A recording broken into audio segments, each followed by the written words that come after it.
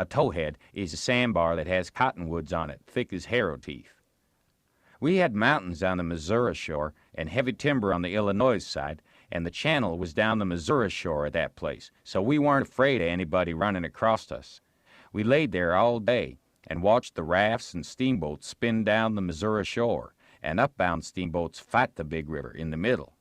I told Jim all about the time I had jabbering with that woman, and Jim said she was a smart one, and if she was to start after us herself, she wouldn't sit down and watch a campfire. No, sir, she'd fetch a dog. Well, then, I said, why couldn't she tell her husband to fetch a dog? Jim said he bet she did think of it by the time the men was ready to start, and he believed they must have gone uptown to get a dog, and so they lost all that time, or else we wouldn't be here on a towhead 16 or 17 miles below the village. No, indeedy, we would be in that same old town again. So I said I didn't care what was the reason they didn't get us, as long as they didn't. When it was beginning to come on dark, we poked our heads out of the cottonwood thicket and looked up and down and across. Nothing in sight. So Jim took up some of the top planks of the raft and built a snug wigwam to get under in blazing weather and rainy, and to keep the things dry. Jim made a floor for the wigwam and raised it a foot or more above the level of the raft, so now the blankets and all the traps was out of reach of steamboat waves. Right in the middle of the wigwam, we made a layer of dirt about 5 or 6 inches deep, with a frame around it for to hold it to its place. This was to build a fire on in sloppy weather or chilly. The wigwam would keep it from being seen. We made an extra steering oar, too, because one of the others might get broke on a snag or something. We fixed up a short forked stick to hang the old lantern on, because we must always light the lantern whenever we see a steamboat coming downstream to keep from getting run over.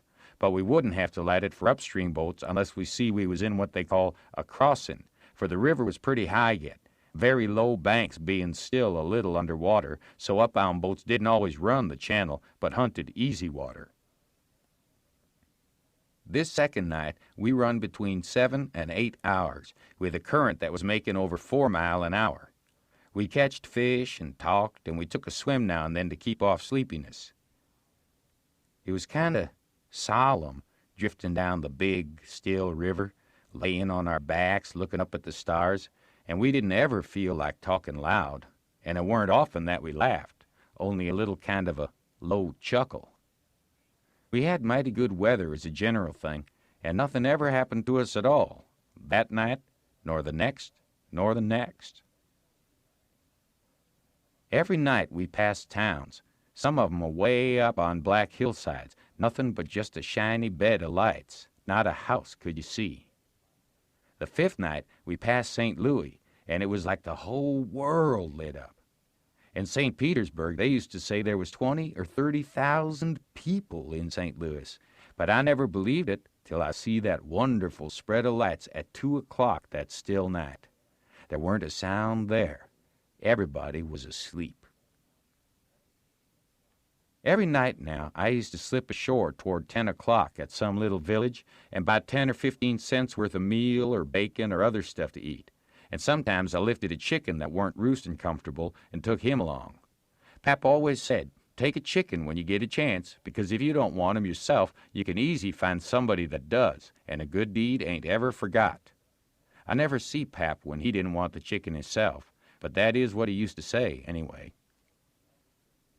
Mornings before daylight, I slipped into cornfields and borrowed a watermelon, or a mushmelon, or a pumpkin, or some new corn, or things of that kind. Pap always said it weren't no harm to borrow things if you was meaning to pay 'em back sometime, but the widow said it weren't anything but a soft name for stealing, and no decent body would do it. Jim said he reckoned the widow was partly right and Pap was partly right, so the best way would be for us to pick out 2 or 3 things from the list and say we wouldn't borrow 'em any more. Then he reckoned it wouldn't be no harm to borrow the others.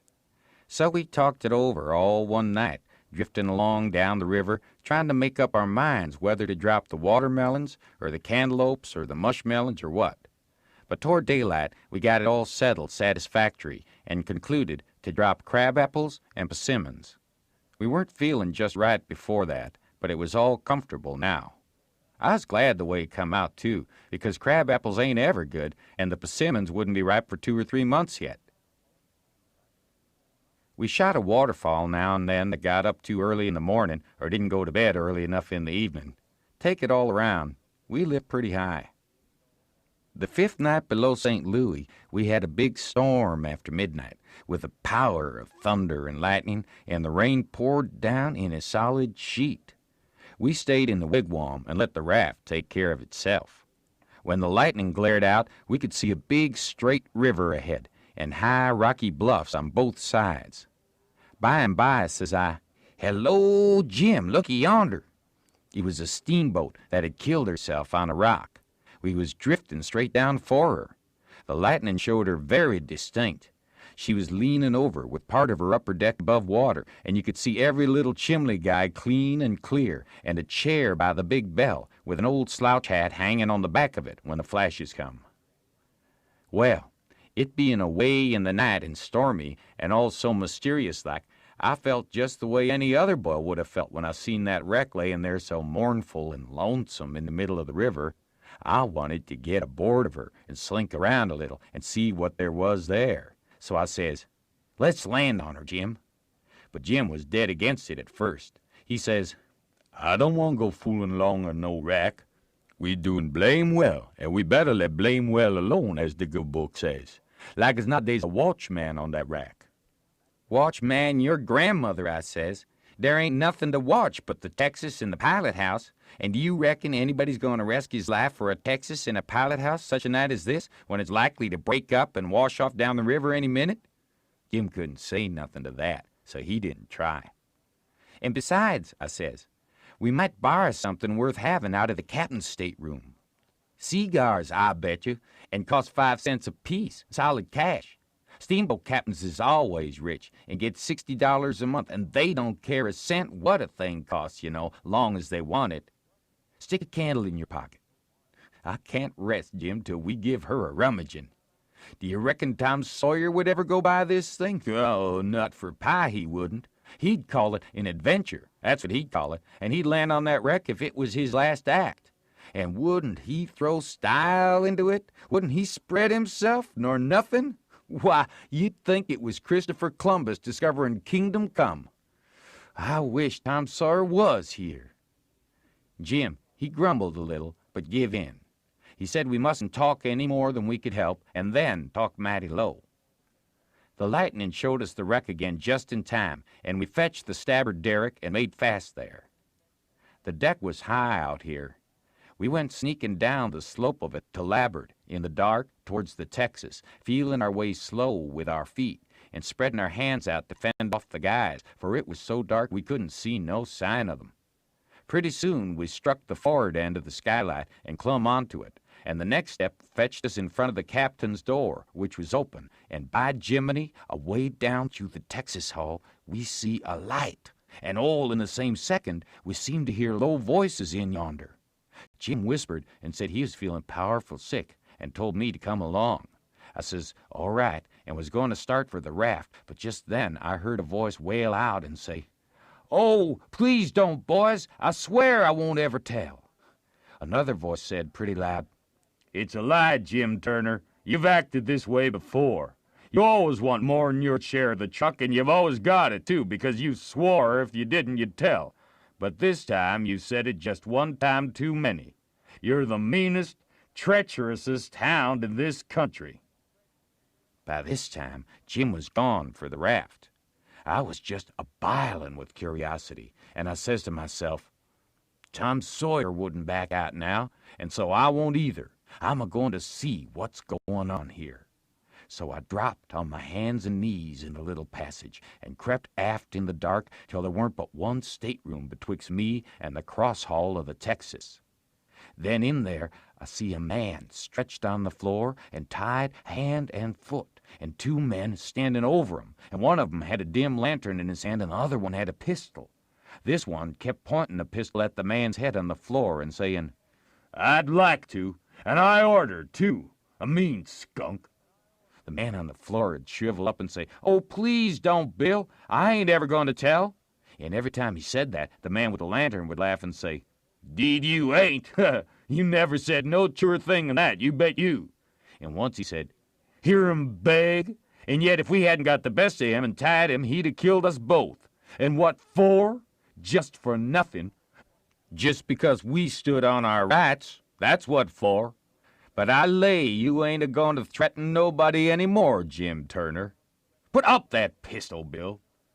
Bill says, I don't want it, Jake Packard. I'm for killing him. And didn't he kill old Hatfield just the same way? And don't he deserve it? But I don't want him killed, and I've got my reasons for it. Oh, bless your heart for them words, Jake Packard. I'll never forget you long as I live, says the man on the floor, sort of blubbering.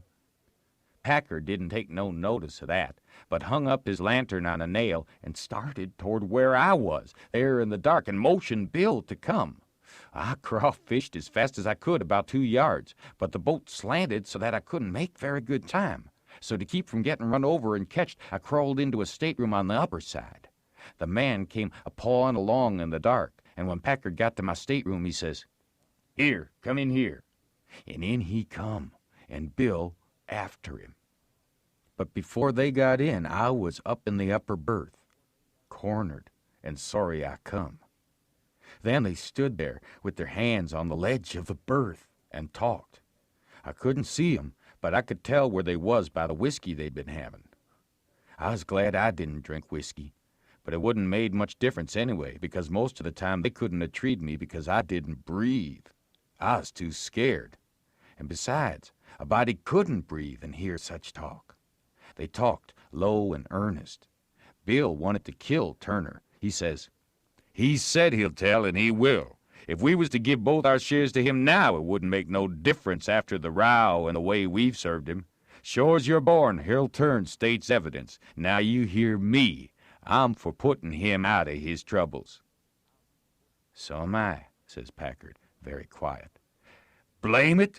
I'd sort of begun to think you wasn't. Well, then, that's all right. Let's go and do it. Hold on a minute. I ain't had my say yet. You listen to me. Shooting's good, but there's quieter ways if the thing's got to be done. But what I say is this. It ain't good sense to go to court and around after a halter if you can get at what you're up to in some way that's just as good and at the same time don't bring you into no risks. Ain't that so? You bet it is. But how you going to manage it this time? Well, my idea is this. We'll rustle around and gather up whatever pickings we've overlooked in the staterooms and shove for shore and hide the truck. Then we'll wait. Now I say it ain't a-going to be more'n 2 hours before this wrack breaks up and washes off down the river. See? He'll be drownded and won't have nobody to blame for it but his own self. I reckon that's a considerable sight better than killing of him. I'm unfavorable to killing a man as long as you can get around it. It ain't good sense, it ain't good morals. Ain't I right? Yes, I reckon you are. But suppose you don't break up and wash off. Well, we can wait the 2 hours anyway and see, can't we? All right, then. Come along. So they started, and I lit out, all in a cold sweat, and scrambled forward. It was dark as pitch there, but I said, in a kind of a coarse whisper, Jim. And he answered up right at my elbow with a sort of a moan, and I says, Quick, Jim. It ain't no time for fooling around and moaning. There's a gang of murderers in yonder, and if we don't hunt up their boat and set her drifting down the river so these fellas can't get away from the wreck, they're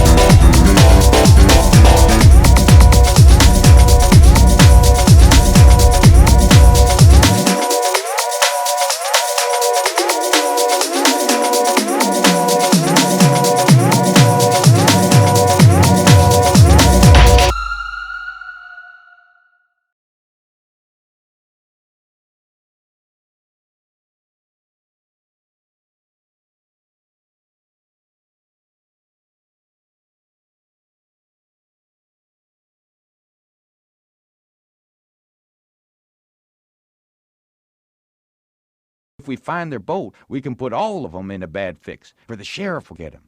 Quick, hurry. I'll hunt the larboard side, you hunt the starboard. You start at the rafting." "Oh, my lordy, lordy, raft! There ain't no raft no more. She done broke loose and gone, and here we is." Chapter 13. Honest Loot from the Walter Scott. Well, I catched my breath and most fainted. Shut up on a wreck with such a gang as that? But it weren't no time to be sentimental. We'd got to find that boat now. Had to have it for ourselves. So we went a-quaking and shaking down the starboard side. And slow work it was, too. Seemed a week before we got to the stern. No sign of a boat. Jim said he didn't believe he could go any farther. So scared he hadn't hardly any strength left, he said. But I said, come on. If we get left on this wreck, we are in a fix, sure. So on we prowled again. We struck for the stern of the Texas and found it, and then scrabbled along forwards on the skylight, hanging on from shutter to shutter, for the edge of the skylight was in the water. When we got pretty close to the cross-hull door, there was the skiff, sure enough. I could just barely see her. I felt ever so thankful. In another second, I would have been aboard of her, but just then, the door opened. One of the men stuck his head out only about a couple of foot from me, and I thought I was gone. But he jerked it in again and says, "Heave that blame lantern out of sight, Bill." He flung a bag of something into the boat and then got in himself and sat down. It was Packard. Then Bill, he come out and got in. Packard says in a low voice, "All ready. Shove off." I couldn't hardly hang on to the shutters, I was so weak. But Bill says, "Hold on. You go through him?" "No. Didn't you?" "No. So he's got his share of the cash yet." "Well, then, come along. No use to take truck and leave money." "Say, won't he suspicion what we're up to?" "Maybe he won't. But we gotta have it anyway. Come along." So they got out and went in. The door slammed to because it was on the careen side, and in a half-second I was in the boat and Jim come tumbling after me. I out with my knife and cut the rope, and away we went. We didn't touch an oar, and we didn't speak nor whisper nor hardly even breathe. We went gliding swift along, dead silent, past the tip of the paddle box and past the stern. Then, in a second or two more, we was 100 yards below the wreck, and the darkness soaked her up, every last sign of her, and we was safe, and knowed it. When we was 300 or 400 yards downstream, we see the lantern show like a little spark at the Texas door for a second, and we knowed by that the rascals had missed their boat and was beginning to understand that they was in just as much trouble now as Jim Turner was. Then Jim manned the oars, and we took out after our raft. Now was the first time that I begun to worry about the men. I reckon I hadn't had time to before. I begun to think how dreadful it was even for murderers to be in such a fix. I says to myself, there ain't no telling but I might come to be a murderer myself yet, and then how would I like it? So says I to Jim, the first light we see, we'll land 100 yards below it or above it, in a place where it's a good hiding place for you and the skiff, and then I'll go and fix up some kind of a yarn and get somebody to go for that gang and get 'em out of their scrape so they can be hung when their time comes. But that idea was a failure, for pretty soon it begun to storm again, and this time worse than ever. The rain poured down, and never a light showed. Everybody in bed, I reckon. We boomed along down the river, watching for lights and watching for our raft. After a long time the rain let up, but the clouds stayed, and the lightning kept whimpering, and by a flash showed us a black thing ahead, floating, and we made for it. It was a raft, and mighty glad was we to get aboard of it again. We seen a light now, away down to the right, on shore, so I said I'd go for it. The skiff was half full of plunder which that gang had stole there on the wreck. We hustled it onto the raft in a pile, and I told Jim to float along down and show a light when he judged he had gone about 2 miles and keep it burning till I come. Then I manned my oars and shoved for the light. As I got down towards it, 3 or 4 more showed, up on a hillside. It was a village. I closed in above the shorelight and laid on my oars and floated. As I went by, I see it was a lantern hanging on the jackstaff of a double-hull ferry boat. I skimmed around for the watchman, a-wondering whereabouts he slept, and by I found him roosting on the bitts forward with his head down between his knees. I gave his shoulder 2 or 3 little shoves and begun to cry. He stirred up in a kind of a startlish way, but when he see it was only me, he took a good gap and stretch, and then he says, Hello, what's up? Don't cry, bub. What's the trouble? I says, Pap and Mam and Sis, and then I broke down. He says, Oh, dang it now. Don't take on so. We all has to have our troubles, and this don't come out all right. What's the matter with them? There. Are you the watchman of the boat? Yes, He says, kind of pretty well satisfied like. I'm the captain and the owner and the mate and the pilot and watchman and head deck hand, and sometimes I'm the freight and passengers. I ain't as rich as old Jim Hornback, and I can't be so blamed generous and good to Tom, Dick, and Harry as what he is and slam around money the way he does. But I've told him a many a time I wouldn't trade places with him.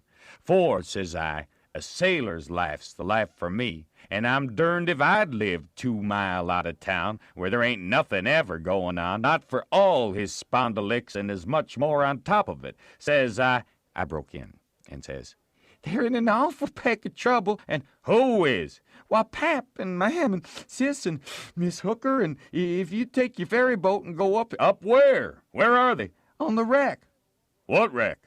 why, there ain't but one. What? You don't mean the Walter Scott? Yes. Good land, what are they doing there, for gracious sake? Well, they didn't go there a purpose. I bet they didn't. Why, great goodness, there ain't no chance for 'em if they don't get off mighty quick. Why, how in the nation did they ever get into such a scrape? Easy enough. Miss Hooker was a-visitin' up there to the town. Yes, Booth's Landing, go on. She was a-visitin' there at Booth's Landing, and just in the edge of the evening, she started over with her nigger woman in the horse ferry to stay all night at her friend's house, Miss, what you may call her. I disremember her name. And they lost their steering oar and swung around and went a-floatin' down, stern first about 2 mile, and saddlebags on the wreck. And the ferryman and the nigger woman and the horses was all lost. But Miss Hooker, she made a grab and got aboard the wreck. Well, about an hour after dark, we come along down in our trading scow, and it was so dark we didn't notice the wreck till we was right on it, and so we saddlebagged. But all of us was saved but Bill Whipple. Oh, he was the best critter. I most wished it had been me, I do. My George, it's the beatin'est thing I ever struck. Well, and then, what did y'all do? Well, we hollered and took on, but it's so wide there we couldn't make nobody here. So Pap said somebody got to get ashore and get help somehow. I was the only one that could swim, so I made a dash for it. And Miss Hooker, she said if I didn't strike help sooner, come here and hunt up her uncle, and he'd fix the thing. I made the land about a mile below and been fooling along ever since, trying to get people to do something. But they said, what, in such a night and such a current? There ain't no sense in it. Go for the steam ferry. Now, if you're going, By Jackson, I'd like to, and blame it, I don't know, but I will. But who in the ding nations are going to pay for it? You reckon your pap? why, that's all right. Miss Hooker, she told me particular that her Uncle Hornback... Great guns! Is he her uncle? Looky here, you break for that light over yonder way and turn out west when you get there, and about a quarter of a mile out you'll come to the tavern. Tell him to dart you out to Jim Hornback's, and he'll foot the bill. And don't you fool around any, because he'll want to know the news. Tell him I'll have his niece all safe before he can get to town. Hump yourself now. I'm a-going up around the corner here to roust out my engineer. I struck for the light, but as soon as he turned the corner, I went back and got into my skiff and bailed her out, and then pulled up shore in the easy water about 600 yards and tucked myself in among some wood boats, for I couldn't rest easy till I could see the ferry boat start. But take it all around, I was feeling rather comfortable on accounts of taking all this trouble for that gang, for not many would have done it. I wished the widow knowed about it. I judged she would be proud of me for helping these rapscallions, because rapscallions and deadbeats is the kind the widow and good people takes the most interest in. Well, before long, here comes the wreck, dim and dusky, sliding along down. A kind of cold shiver went through me, and then I struck out for her. She was very deep, and I see in a minute there weren't much chance for anybody being alive in her. I pulled all around her and hollered little, but there wasn't any answer. All dead still. I felt a little bit heavy-hearted about the gang, but not much, for I reckoned if they could stand it, I could. Then here comes the ferry boat, so I shoved for the middle of the river on a long downstream slant, and when I judged I was out of eye reach, I laid on my oars and looked back and see her go and smell around the wreck for Miss Hooker's remainders, because the captain would know her Uncle Hornback would want 'em. And then pretty soon the ferry boat give it up and went for the shore, and I laid into my work and went a-booming down the river. It did seem a powerful long time before Jim's light showed up, and when it did show, it looked like it was 1,000 miles off. By the time I got there, the sky was beginning to get a little gray in the east, so we struck for an island and hid the raft and sunk the skiff and turned in and slept like dead people. Chapter 14. Was Solomon wise? By and by, when we got up, we turned over the truck the gang had stole off of the wreck and found boots and blankets and clothes and all sorts of other things and a lot of books and a spyglass and 3 boxes of cigars. We hadn't ever been this rich before in neither of our lives. The cigars was prime. We laid off all the afternoon in the woods talking and me reading the books and having a general good time. I told Jim all about what happened inside the wreck and at the ferry boat, and I said these kinds of things was adventures. But he said he didn't want no more adventures. He said that when I went into Texas and he crawled back to get on the raft and found her gone, he nearly died because he judged it was all up with him any way it could be fixed. For if he didn't get saved, he'd get drowned. And if he did get saved, whoever saved him would send him back home so as to get the reward. And then Miss Watson would sell him south sure. Well, he is right. He is most always right. He had an uncommon level head for a nigger. I read considerable to Jim about kings and dukes and earls and such, and how gaudy they dressed, and how much style they put on, and called each other your majesty and your grace and your lordship and so on instead of mister, and Jim's eyes bugged out, and he is interested. He says, I didn't know there was so many of 'em. I ain't hearing about none of 'em, scarcely but old King Solomon, unless you count them kings that's in a pack of cards. How much do a king get? Get, I says. Why, they get $1,000 a month if they want it. They can have just as much as they want. Everything belongs to them. Whew, ain't that gay? And what they got to do, Huck? They don't do nothing. Why, how you talk? They just sit around. No. Is that so? Of course it is. They just sit around. Except maybe when there's a war, then they go to the war. But other times they just lazy around or go hawking. Just hawking and shh. Do you hear a noise? We skipped out and looked, but it weren't nothing but the flutter of a steamboat's wheel away down, coming around the point. So we come back. Yes, says I. And other times, when things is dull, they fuss with the parliament, and if everybody don't go just so, he whacks their heads off. But mostly, they hang around the harem. Round the which? Harem. What's the harem? The place where he keeps his wives. Don't you know about the harem? Solomon had one. He had about 1,000,000 wives. Why, yes, that's so. I done forgot it. A harem's a boarding house, I reckon. Most likely there's rackety times in the nursery, and I reckon the wives quarrels considerable, and that creased the racket. Yet they say Solomon the wisest man that ever lived. I don't take no stock in that. Because why? Would a wise man want to live in the midst of such a blim-blamming all the time? No, deed he wouldn't. A wise man would take and build a biler factory, and then he could shut down the biler factory when he wanted to rest. Well, but he was the wisest man anyway, because the widow, she told me so, her own self. I don't care what the widow say. He wasn't no wise man nother. He had some of the dead fetchedest ways I ever see. Did you know about that child that he is going to chop in two? Yes. The widow told me all about it. Well, then, want that the beatin'est notion in the world? You just take and look at it a minute. Dar's the stump dar. That's one of the women. Here's you. That's the other one. I's Solomon. And this your dollar bill's the child. Both on you claims it. What does I do? Does I shin around amongst the neighbors and find out which in you the bill do belong to and hand it over to the right one, all safe and sound, the way that anybody that had any gumption would? No. I'd take and whack the bill in two and give half of it to you and the other half to the other woman. That's the way Solomon was going to do with the child. Now, I want to ask you, what's the use of that half a bill? Can't buy nothing with it. And what use is half a child? I wouldn't give a darn for $1,000,000 on 'em. But hang it, Jimmy, you clean missed the point. Blame it, you've missed it 1,000 mile. Who? Me? Go along. Don't talk to me about your pints. I reckon I knows sense when I sees it, and there ain't no sense in such doings as that.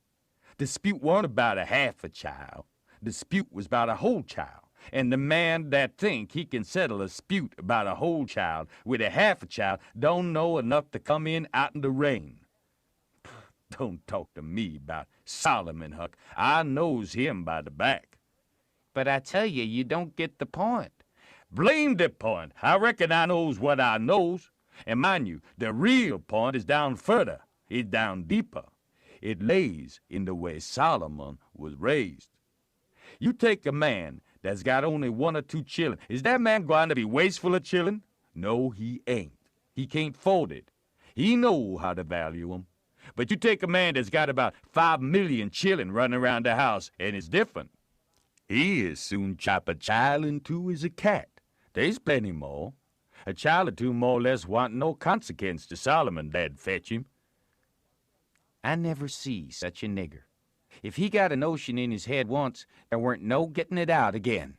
He was the most down on Solomon of any nigger I ever see. So I went to talking about other kings and let Solomon slide. I told about Louis XVI that got his head cut off in France a long time ago, and about his little boy, the Dolphin, that would have been a king, but they took and shut him up in jail, and some say he died there. Poor little chap. But some says he got out and got away and come to America. That's good. But he'll be pretty lonesome. There ain't no kings here, is there, Huck? No. Then he can't get no situation. What he going to do? Well, I don't know. Some of 'em gets on the police, and some of 'em learns people how to talk French. Why, Huck, don't the French people talk the same way we does? No, Jim. You couldn't understand a word they said. Not a single word. Well, now, I be ding busted. How did that come? I don't know, but it's so. I got some of their jabber out of a book. Suppose a man was to come to you and say, "Parlez-vous français?" What would you think? I wouldn't think nothing. I'd take and bust him over the head. That is, if he weren't white. I wouldn't allow no nigger to call me that. Shucks, it ain't calling you anything. It's only saying, do you know how to talk French? Well then, why couldn't he say it? Why, he is saying it. That's a Frenchman's way of saying it. Well, it's a blame ridiculous way, and I don't want to hear no more about it. There ain't no sense in it. Look here, Jim. Does a cat talk like we do? No, a cat don't. Well, does a cow? No, a cow don't nuther. Does a cat talk like a cow? Or a cow talk like a cat? No, they don't. It's natural and right for 'em to talk different from each other, ain't it? Course. And ain't it natural and right for a cat and a cow to talk different from us? Why, most surely it is. Well, then, why ain't it natural and right for a Frenchman to talk different from us? You answer me that. Is a cat a man, Huck? No. Well, then, there ain't no sense in a cat talking like a man. Is a cow a man? Or is a cow a cat? No, she ain't either of 'em. Well, then, she ain't got no business to talk like either one or the other of 'em. Is a Frenchman a man? Yes. Well then, dad blame it, why don't he talk like a man? You answer me that. I see it weren't no use wasting words. You can't learn a nigger to argue. So I quit. Chapter 15. Fooling poor old Jim. We judged that 3 nights more would fetch us to Cairo, at the bottom of Illinois, where the Ohio River comes in, and that was what we was after. We would sell the raft and get on a steamboat and go way up the Ohio amongst the free states, and then be out of trouble. Well, the second night a fog begun to come on, and we made for a towhead to tie to, for it wouldn't do to try to run in a fog. But when I paddled ahead in the canoe, with the line to make fast, there weren't anything but little saplings to tie to. I passed the line around one of 'em right on the edge of the cut bank, but there was a stiff current, and the raft come booming down so lively she tore it out by the roots, and away she went. I see the fog closing down, and it made me so sick and scared I couldn't budge for most half a minute, it seemed to me. And then there weren't no raft in sight. You couldn't see 20 yards. I jumped into the canoe and run back to the stern and grabbed the paddle and set her back a stroke, but she didn't come. I was in such a hurry, I hadn't untied her. I got up and tried to untie her, but I was so excited my hands shook so I couldn't hardly do anything with them. As soon as I got started, I took out after the raft, hot and heavy, right down the towhead. That was all right as far as it went, but the towhead weren't 60 yards long, and the minute I flew by the foot of it, I shot out into the solid white fog and had no more idea which way I was going than a dead man. Thinks I, it won't do to paddle. First I know I'll run into the bank or a towhead or something. I got to set still and float. And yet it's mighty fidgety business to have to hold your hands still at such a time. I whooped and listened. Away down there somewheres I hears a small whoop, and up comes my spirits. I went tearing after it, listening sharp to hear it again. The next time it come, I see I weren't heading for it, but heading away to the right of it. And the next time I was heading away to the left of it, and not gaining on it much either, for I was flying around, this way and that and t'other, but it was going straight ahead all the time. I did wish the fool would think to beat a tin pan and beat it all the time, but he never did, and it was the still places between the whoops that was making the trouble for me. Well, I fought along, and directly I hears the whoop behind me. I was tangled good now. That was somebody else's whoop, or else I was turned around. I throwed the paddle down. I heard the whoop again. It was behind me yet, but in a different place. It kept coming and kept changing its place, and I kept answering, till by and by it was in front of me again, and I knowed the current had swung the canoe's head downstream, and I was all right if that was Jim and not some other raftsman hollering. I couldn't tell nothing about voices in a fog, for nothing don't look natural nor sound natural in a fog. The whooping went on, and in about a minute I come a-booming down on a cut bank with smoky ghosts of big trees on it, and the current throwed me off to the left and shot by amongst a lot of snags that fairly roared, the current was tearing by 'em so swift. In another second or two it was solid white and still again. I set perfectly still then, listening to my heart thump, and I reckon I didn't draw a breath while it thumped 100. I just give up then. I knowed what the matter was. That cut bank was an island, and Jim had gone down t'other side of it. It weren't no towhead that you could float by in 10 minutes. It had the big timber of a regular island. It might be 5 or 6 miles long and more than half a mile wide. I kept quiet, with my ears cocked, about 15 minutes, I reckon. I was floating along, of course, 4 or 5 miles an hour, but you don't ever think of that. No, you feel like you are laying dead still on the water, and if a little glimpse of a snag slips by, you don't think to yourself how fast you're going, but you catch your breath and think, my, how that snag's tearing along. If you think it ain't dismal and lonesome out in a fog that way by yourself in the night, you try it once. You'll see. Next, for about a half an hour, I whoops now and then. At last, I hears the answer a long ways off, and tries to follow it, but I couldn't do it. And directly I judged I'd got into a nest of towheads, for I had little dim glimpses of 'em on both sides of me, sometimes just a narrow channel between, and some that I couldn't see I knowed was there because I'd hear the wash of the current against the old dead brush and trash that hung over the banks. Well, I weren't long loosing the whoops down amongst the towheads, and I only tried to chase 'em a little while anyway, because it was worse than chasing a jack-o'-lantern. You never know the sound dodge around so and swap places so quick and so much.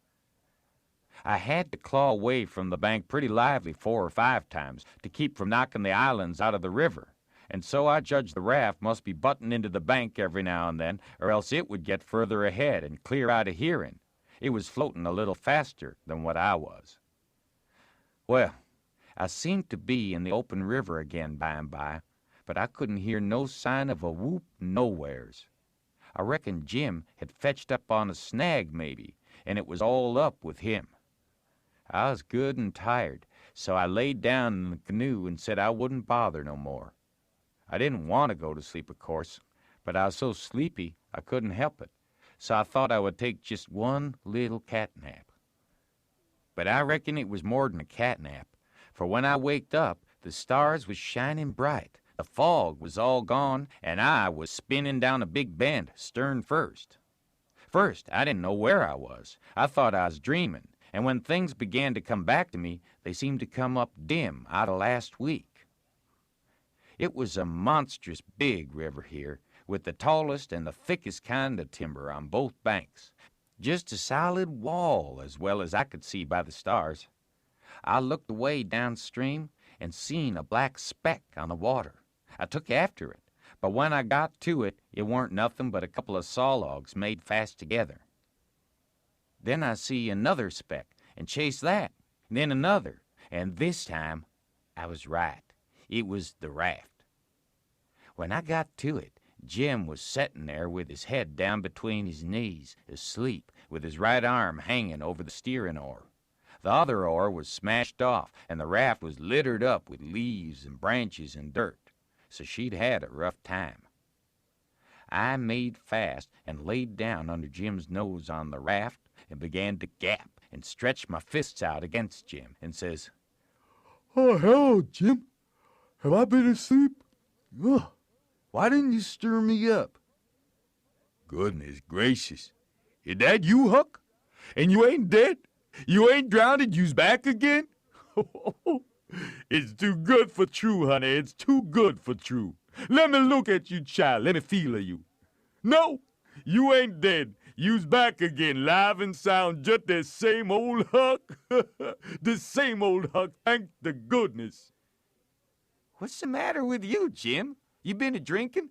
Drinking? Has I been a-drinking? Has I had a chance to be a-drinking? Well, then, what makes you talk so wild? How does I talk wild? How? Why, ain't you been talking about my coming back and all that stuff, as if I'd been gone away? Huck Finn, you look me in the eye. Look me in the eye. Hain't you been gone away? Gone away? Well, what in the nation do you mean? I ain't been gone anywheres. Where would I go to? Well, looky here, boss. They's something wrong, they is. Is I me? Or who is I? Is I here? Or why is I? Now, that's what I want to know. Well, I think you're here plain enough, but I think you're a tangle-headed old fool, Jim. I is I? Well, you answer me this. Didn't you tote out the line in the canoe for to make fast to the towhead? No, I didn't. What towhead? I ain't seen no towhead. You ain't seen no towhead? Looky here. Didn't the line pull loose and the raft go a-humming down the river and leave you and the canoe behind in the fog? What fog? Why, the fog. The fog that's been around all night. And didn't you whoop, and didn't I whoop, till we got mixed up in the islands and one of us got lost and t'other one was just as good as lost 'cause he didn't know where he was? And didn't I bust up against a lot of them islands and have a terrible time and most get drowned? Now ain't that so, boss? Ain't it so? You answer me, Dad. Well, this is too many for me, Jim. I ain't seen no fog, nor no islands, nor no troubles, nor nothing. I've been setting here talking with you all night till you went to sleep about 10 minutes ago, and I reckon I've done the same. You couldn't have got drunk in that time, so of course you've been dreaming. Dad fetch it! How is I going to dream all that in 10 minutes? Well, hang it all, you did dream it because there didn't any of it happen. But Huck, it's all just as plain to me. It don't make no difference how plain it is. There ain't nothing in it. I know because I've been here all the time. Jim didn't say nothing for about 5 minutes, but sat there studying over it. Then he says, Well, then, I reckon I did dream it, Huck. But dog my cats, if it ain't the powerfulest dream I ever see. And I ain't ever had no dream before that's tired me like this one. Oh, well, that's all right, because a dream does tire a body like everything sometimes. But this one was a staving dream. Tell me all about it, Jim. So Jim went to work and told me the whole thing right through, just as it happened, only he painted it up considerable. Then he said he must start in and interpret it, because it was sent for a warning. He said the first towhead stood for a man that would try to do us some good, but the current was another man that would get us away from him. The whoops was warnings that would come to us every now and then, and if we didn't try hard to make out to understand them, they'd just take us into bad luck instead of keeping us out of it. The lot of towheads was troubles we was going to get into with quarrelsome people and all kinds of mean folks, but if we minded our business and didn't talk back and aggravate 'em, we would pull through and get out of the fog and into the big clear river, which was the Free States, and wouldn't have no more trouble. It had clouded up pretty dark just after I got onto the raft, but it was clearing up again now. Oh, well, that's all interpreted well enough as far as it goes, Jim, I says. But what does these things stand for? It was the leaves and rubbish on the raft and the smashed oar. You could see 'em first rate now. Jim looked at the trash and then looked at me and back at the trash again. He had got the dream fixed so strong in his head that he couldn't seem to shake it loose and get the facts back into its place again right away. But when he did get the thing straightened around, he looked at me steady, without ever smiling, and says, What do they stand for? I was going to tell you. When I got all wore out with work and with the calling for you and went to sleep, my heart was most broke because you was lost, and I didn't care no more what become of me and the raft. And when I wake up and find you back again, all safe and sound, the tears come, and I could have got down on my knees and kissed your foot. I was so thankful. And all you was thinking about was how you could make a fool of old Jim with a lie. That truck die is trash, and trash is what people is that puts dirt on the head of their friends and makes 'em ashamed. Then he got up slow and walked to the wigwam and went in there without saying anything but that. But that was enough. It made me feel so mean I could almost kiss his foot to get him to take it back. It was 15 minutes before I could work myself up to go and humble myself to a nigger. But I done it, and I weren't ever sorry for it afterward, neither. I didn't do him no more mean tricks. I wouldn't have done that one if I'd have known it would have made him feel that way. Chapter 16. The rattlesnake skin does its work. We slept most all day and started out at night a little ways behind a monstrous long raft that was as long going by as a procession.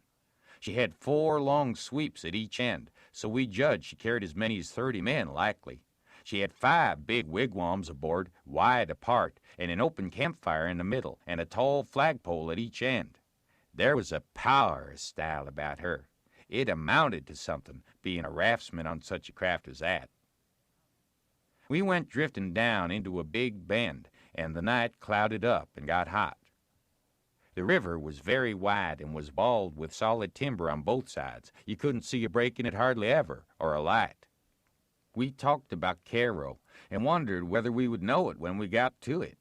I said likely we wouldn't, because I had heard say there weren't but about a dozen houses there, and if they didn't happen to have 'em lit up, how was we going to know we was passing the town? Jim said if the two big rivers joined together there, that'd show. But I said maybe we might think we was passing the foot of an island and coming into the same old river again. That disturbed Jim, and me too. So the question was, what to do? I said, paddle ashore the first time a light showed, and tell 'em Pap was behind, coming along with a trading scow, and was a green hand at the business and wanted to know how far it was to Cairo. Jim thought it was a good idea, so we took a smoke on it and waited. There weren't nothing to do now but to look out sharp for the town and not pass it without seeing it. He said he'd be mighty sure to see it because he'd be a free man the minute he seen it, but if he missed it, he'd be in slave country again and no more show for freedom. Every little while he jumps up and says, "Thar she is?" But it weren't. It was jack-o'-lanterns or lightning bugs. So he sat down again and went to watching, same as before. Jim said it made him all over trembly and feverish to be so close to freedom. Well, I can tell you, it made me all over trembly and feverish too to hear him, because I begun to get it through my head that he was most free. And who was to blame for it? Why, me. I couldn't get that out of my conscience, no how nor no way. It got to troubling me so I couldn't rest. I couldn't stay still in one place. It hadn't ever come home to me before what this thing was that I was doing, but now it did, and it stayed with me and scorched me more and more. I tried to make out to myself that I weren't to blame because I didn't run Jim off from his rightful owner.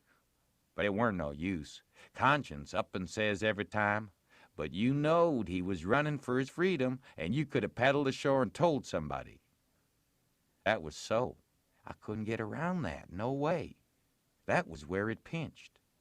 Conscience says to me, "What had poor Miss Watson done to you that you could see her nigger go off right under your eyes and never say one single word? What did that poor old woman do to you that you could treat her so mean?" "Why, she tried to learn you your book. She tried to learn you your manners. She tried to be good to you every way she knowed how. That's what she done." I got to feeling so mean and so miserable, I most wished I was dead. I fidgeted up and down the raft, abusing myself to myself, and Jim was fidgeting up and down past me. We neither of us could keep still. Every time he danced around and says, "Da's Cairo," it went through me like a shot, and I thought if it was Cairo, I reckoned I would die of miserableness. Jim talked out loud all the time while I was talking to myself. He was saying how the first thing he would do when he got to a free state, he would go to saving up money and never spend a single cent. And when he got enough, he'd buy his wife, which was owned on a farm close to where Miss Watson lived. And then they would both work to buy the two children. And if their master wouldn't sell them, they'd get an abolitionist to go and steal them. It most froze me to hear such talk. He wouldn't ever dared to talk such talk in his life before. Just see what a difference it made in him the minute he judged he was about free. It was according to the old saying, "Give a nigger an inch and he'll take an ell." Thinks I, this is what comes of my not thinking. Here was this nigger, which I had as good as helped to run away, coming right out flat-footed and saying he would steal his children. Children that belonged to a man I didn't even know, a man that hadn't ever done me no harm. I was sorry to hear Jim say that. It was such a lowering of him. My conscience got to stirring me up hotter than ever, until at last I says to it, "Let up on me. It ain't too late yet. I'll paddle ashore at the first light and tell." I felt easy and happy and light as a feather right off. All my troubles was gone. I went to looking out sharp for a light and sort of singing to myself. By and by one showed. Jim sings out, "We safe, Huck. We safe. Jump up and crack your heels. That's the good old Cairo at last. I just knows it." I says, "I'll take the canoe and go and see, Jim. It mightn't be, you know." He jumped and got the canoe ready, and put his old coat in the bottom for me to set on, and give me the paddle. And as I shoved off, he says, Pretty soon I'll be a-shouting for joy, and I'll say, it's all on account of Huck.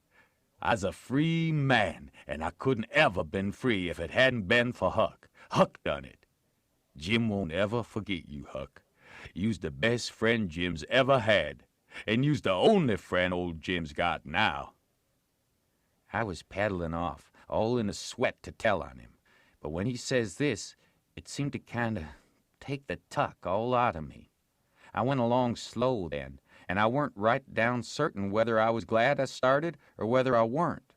When I was 50 yards off, Jim says, There you goes, the old true Huck, the only white gentleman that ever kept his promise to old Jim. Well, I just felt sick. But I says, I got to do it. I can't get out of it. Right then, along comes a skiff with 2 men in it with guns, and they stopped, and I stopped. One of 'em says, What's that yonder? A piece of a raft, I says. Do you belong on it? Yes, sir. Any men on it? Only one, sir. Well, there's 5 niggers run off tonight up yonder, above the head of the bend. Is your man white or black? I didn't answer up prompt. I tried to, but the words wouldn't come. I tried for a second or two to brace up and out with it, but I weren't man enough. Hadn't the spunk of a rabbit. I see I was weakening, so I just give up trying, and up and says, He's white. I reckon we'll go and see for ourselves. I wish you would, says I, because it's Pap that's there, and maybe you'd help me tow the raft ashore where the light is. He's sick, and so is Ma'am and Mary Ann. Oh, the devil. We're in a hurry, boy. But I suppose we got to. Come, buckle to your paddle and let's get along. I buckled to my paddle, and they laid to their oars. When we had made a stroke or two, I says, Pap'll be mighty much obleeged to you, I can tell you. Everybody goes away when I want 'em to help me tow the raft ashore, and I can't do it myself. Well, that's infernal mean. Odd, too. Say, boy, what's the matter with your father? It's well, it ain't anything much. They stopped pulling.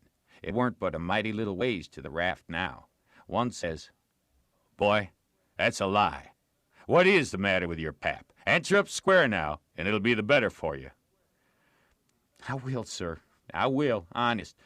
But don't leave us, please. It's the... Gentlemen, if you'll only pull ahead and let me heave you the headline, you won't have to come near the raft. Please do. Set her back, John, set her back, says one. They backed water. Keep away, boy. Keep to leeward. Confound it, I just expect the wind has blowed it to us. Your pap's got the smallpox, and you know it precious well. Why didn't you come out and say so? Do you want to spread it all over? Well, says I, a-blubbering, I've told everybody before, and they just went away and left us. Poor devil. There's something in that. We are right down sorry for you, but well, hang it, we don't want the smallpox, you see? Look here, I'll tell you what to do. Don't you try to land by yourself, or you'll smash everything to pieces. You float along down about 20 miles, and you'll come to a town on the left-hand side of the river. It'll be long after sunup then, and when you ask for help, you tell them your folks are all down with chills and fever. Don't be a fool again and let people guess what is the matter. Now, we're trying to do you a kindness, so you just put 20 miles between us. That's a good boy. It wouldn't do any good to land yonder where the light is. It's only a wood yard. Say, I reckon your father's poor, and I'm bound to say he's in pretty hard luck. Here, I'll put a $20 gold piece on this board, and you get it when it floats by. I feel mighty mean to leave you, but my kingdom, it won't do to fool with smallpox. Don't you see? Hold on, Parker, says the man. Here's the 20 to put on the board for me. Goodbye, boy. You do as Mr. Parker told you, and you'll be all right. That's so, my boy. Goodbye. Goodbye. If you see any runaway niggers, you get help and nab 'em, and you can make some money by it. Goodbye, sir, says I. I won't let no runaway niggers get by me if I can help it. They went off, and I got aboard the raft, feeling bad and low, because I knowed very well I'd done wrong, and I see it weren't no use for me to try to learn to do right. A body that don't get started right when he's little ain't got no show. When the pinch comes, there ain't nothing to back him up and keep him to his work, and so he gets beat. Then I thought a minute and says to myself, hold on. S'pose you'd have done right and give Jim up. Would you felt better than what you do now? No, says I. I'd feel bad. I'd feel just the same way I do now. Well then, says I, what's the use you learning to do right when it's troublesome to do right and ain't no trouble to do wrong, and the wages is just the same? I was stuck. I couldn't answer that.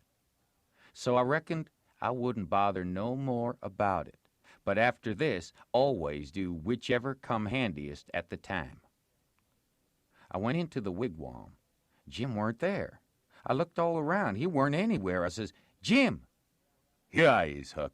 You day out of sight yet? Don't talk loud.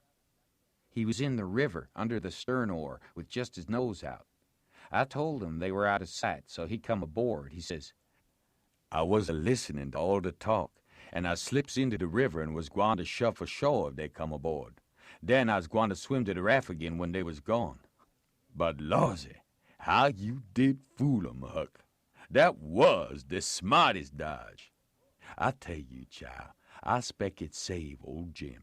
Old Jim ain't going to forget you for that, honey. Then we talked about the money. It was a pretty good raise, $20 apiece.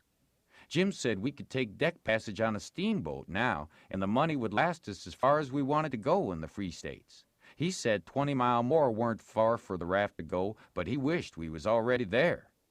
Towards daybreak we tied up, and Jim was mighty particular about hiding the raft good. Then he worked all day fixing things in bundles and getting all ready to quit rafting. That night, about 10, we hove in sight of the lights of a town away down in a left-hand bend. I went off in the canoe to ask about it. Pretty soon, I found a man out in the river with a skiff, setting a trot line. I ranged up and says, Mister, is that town Cairo? Cairo? No, you must be a blame fool. What town is it, mister? If you want to know, go and find out. If you stay here bothering around me for about half a minute longer, you'll get something you won't want. I paddled to the raft. Jim was awful disappointed, but I said, never mind. Cairo would be the next place, I reckoned. We passed another town before daylight, and I was going out again, but it was high ground, so I didn't go. No high ground about Cairo, Jim said. I'd forgot it. We laid up for the day on a towhead, tolerable close to the left-hand bank. I begun to suspicion something. So did Jim. I says, maybe we went by Cairo in the fog that night. He says, don't let's talk about it, Huck. Poor niggers can't have no luck. I always expected that rattlesnake skin wasn't done with its work. I wish I'd never seen that snake skin, Jim. I do wish I'd never laid eyes on it. It ain't your fault, Huck. You didn't know.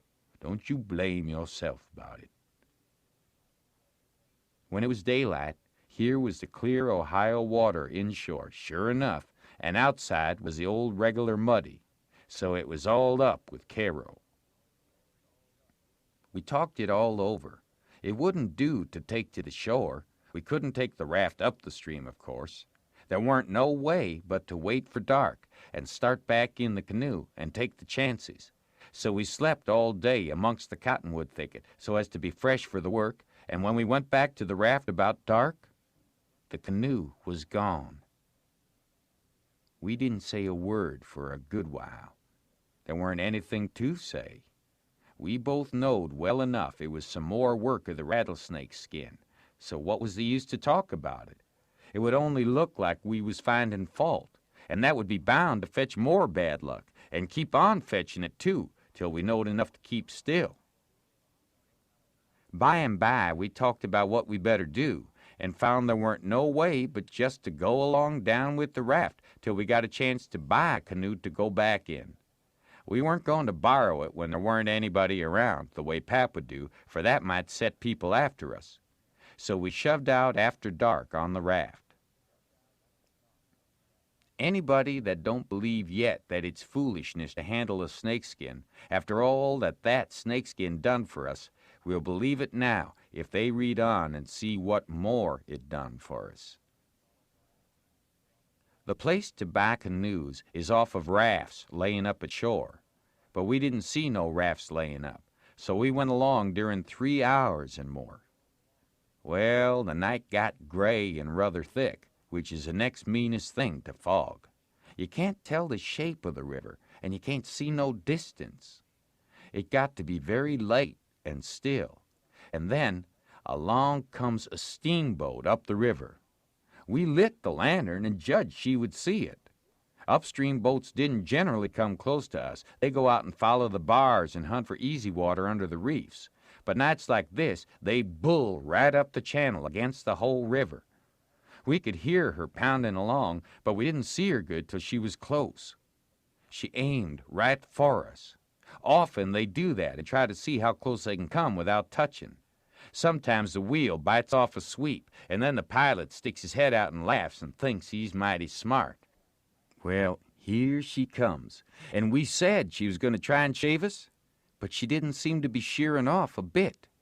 She was a big one, and she was coming in hurried, too, looking like a black cloud with rows of glowworms around it.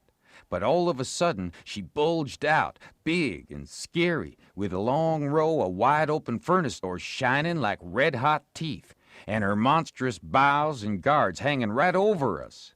There was a yell at us and a jingling of bells to stop the engines, a powwow of cussing and whistling of steam, and as Jim went overboard on one side and I on the other, she come smashing straight through the raft. I dived, and I aimed to find the bottom, too, for a 30-foot wheel had got to go over me, and I wanted it to have plenty of room. I could always stay underwater a minute. This time, I reckon I stayed under a minute and a half. Then I bounced for the top in a hurry, for I was nearly busting. I popped out to my armpits and blowed the water out of my nose and puffed a bit. Of course, there was a booming current, and of course that boat started her engines again 10 seconds after she stopped them, for they never cared much for raftsmen. So now she was churning along up the river, out of sight in the thick weather, though I could hear her. I sung out for Jim about a dozen times, but I didn't get any answer. So I grabbed a plank that touched me while I was treading water and struck out for shore, shoving it ahead of me. But I made out to see that the drift of the current was towards the left-hand shore, which meant that I was in a crossing, so I changed off and went that way. It was one of these long, slanting, 2-mile crossings, so I was a good long time in getting over. I made a safe landing and clumb up the bank. I couldn't see but a little ways, but I went poking along over rough ground for a 1/4 mile or more, and then I run across a big, old-fashioned double-log house before I noticed it. I was going to rush by and get away, but a lot of dogs jumped out and went to howling and barking at me, and I knowed better than to move another peg. Chapter 17. The Grangerfords take me in. In about a minute, somebody spoke out of a window without putting his head out and says, "Be done, boys. Who's there?" I says, "It's me." "Who's me?" "George Jackson, sir." "What do you want?" "I don't want nothing, sir. I only want to go along by, but the dogs won't let me." "What are you prowling around here this time of night for, hey?" "I weren't prowling around, sir. I fell overboard off of the steamboat." "Oh, you did you? Strike a light there, somebody. What did you say your name was?" "George Jackson, sir. I'm only a boy."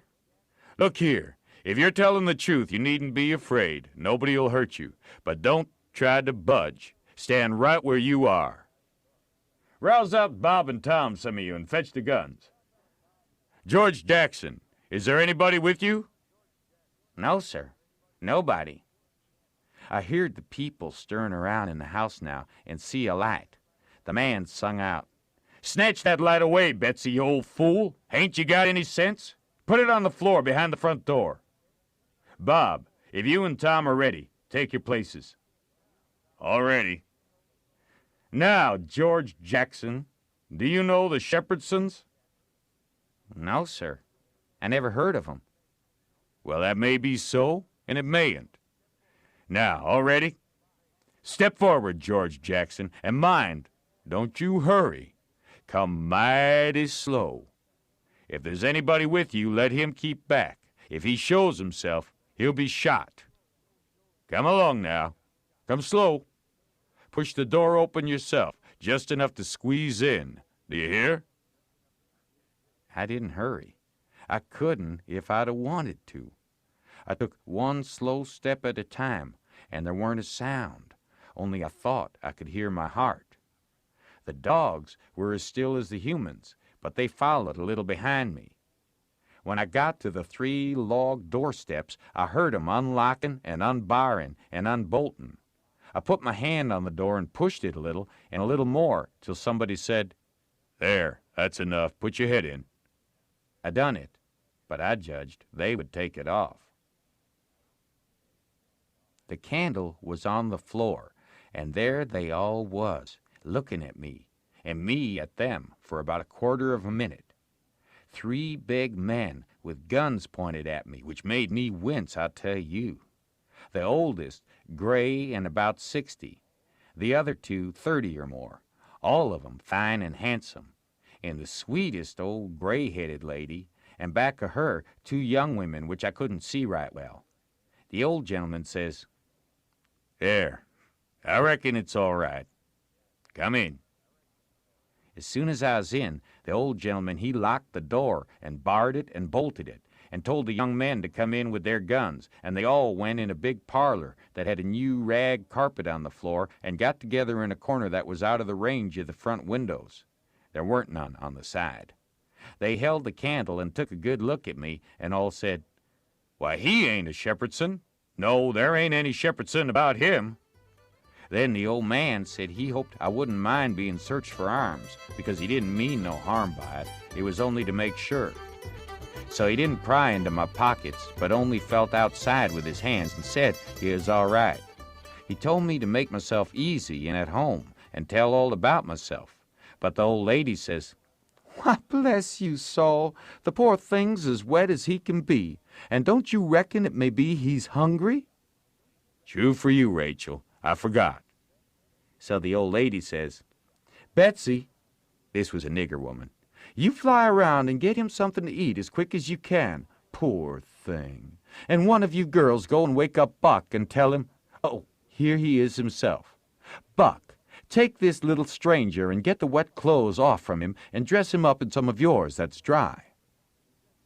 Buck looked about as old as me, 13 or 14 or along there, though he was a little bigger than me.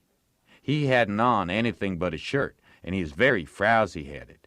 He came in gaping and digging one fist into his eyes, and he was dragging a gun along with the other one. He says, "Ain't they no Shepherdsons around?" They said no, 'twas a false alarm. "Well," he says, "if they'd have been some, I reckon I'd have got one." They all laughed, and Bob says, "Why, Buck, they might have scalped us all, you been so slow in coming." "Well, nobody come after me, and it ain't right. I'm always kept down. I don't get no show." "Never mind, Buck, my boy," says the old man. "You'll have show enough, all in good time. Don't you fret about that. Go along with you now, and do as your mother told you." When we got upstairs to his room, he got me a coarse shirt and a roundabout and pants of his, and I put 'em on. While I was at it, he asked me what my name was, but before I could tell him, he started to tell me about a blue jay and a young rabbit he had catched in the woods day before yesterday, and he asked me where Moses was when the candle went out.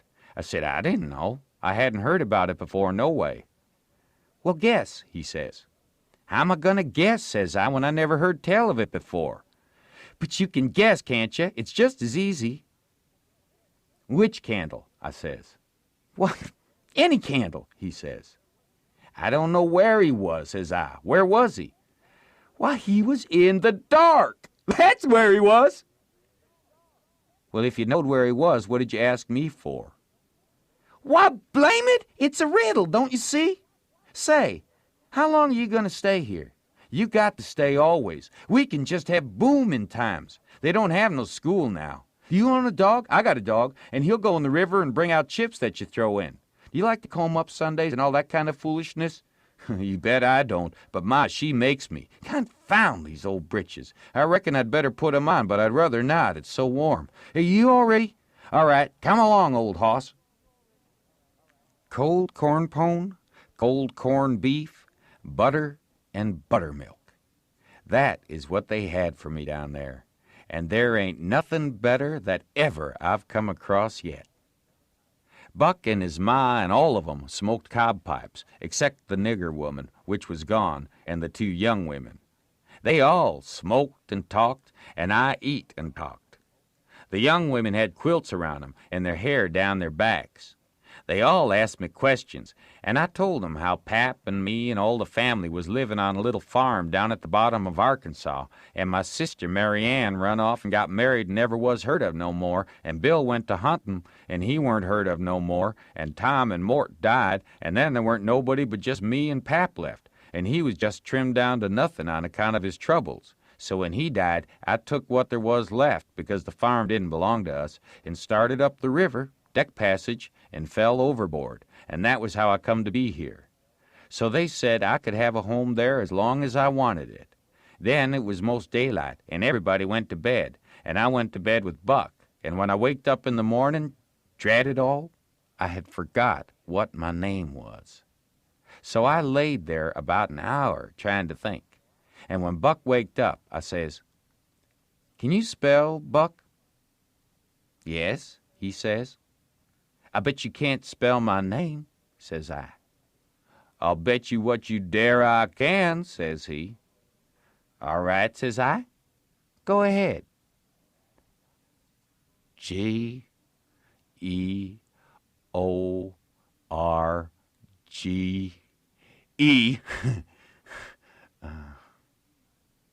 J-A-X-O-N.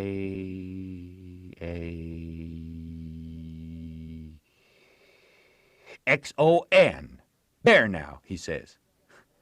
"Well," says I, "you done it, but I didn't think you could. It ain't no slouch of a name to spell right off without studying." I set it down private because somebody might want me to spell it next, and so I wanted to be handy with it and rattle it off like I was used to it. It was a mighty nice family, and a mighty nice house, too. I hadn't seen no house out in the country before that was so nice and had so much style. It didn't have an iron latch on the front door, nor a wooden one with a buckskin string, but a brass knob to turn, the same as houses in town.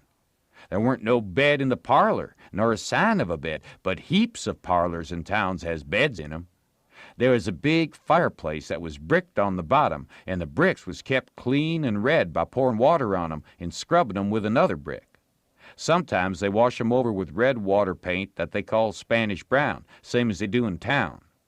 They had big brass dog irons that could hold up a saw log. There was a clock on the middle of the mantelpiece with a picture of a town painted on the bottom half of the glass front, and a round place in the middle of it for the sun, and you could see the pendulum swinging behind it. It was beautiful to hear that clock tick. And sometimes, when one of these peddlers had been along and scoured her up and got her in good shape, she'd start in and strike 150 before she got tuckered out. They wouldn't took any money for her.